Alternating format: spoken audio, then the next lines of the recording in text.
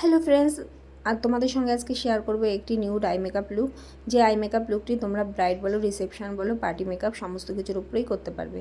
চলো তাহলে আই মেকআপটা শুরু করা যাক। ফার্স্টে আমাদের আইয়ের উপরে একটি আই বেস দিয়ে দিতে হবে। এইখানে আমি একটি লাইট কালারের কনসিলার ইউজ করছি। তারপর আমি বিউটি ব্লেন্ডার থেকে সেটিকে ভালো করে ব্লেন্ডিং করে নিচ্ছি।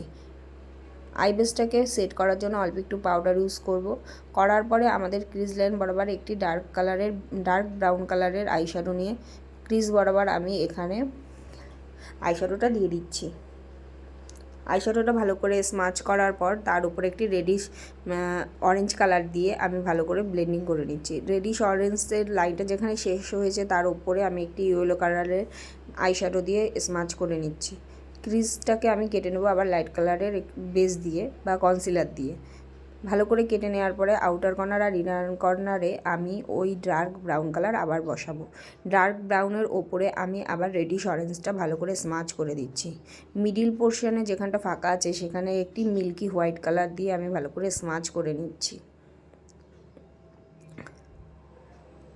আর যেখানে আমি ওই মিল্কি হোয়াইট কালারটা দিয়েছি সেখানে আমি একটি গোল্ডেন কালারের প্রেস গ্লিটার আঙুলের সাহায্যে ভালো করে প্রেস করে দিয়েছি। তারপর আমাদের পরাতে হবে আইলাইনার। আইলাইনারটা তোমরা যদি টেনে পরাতে চাও তাহলে পরাতে পারো। আমি এখানটায় একটি আইশ্যাডো ব্ল্যাক কালারের আইশ্যাডো দিয়ে পেন্সিল ব্রাশ দিয়ে সুন্দর করে স্মাচ করে দিয়েছি।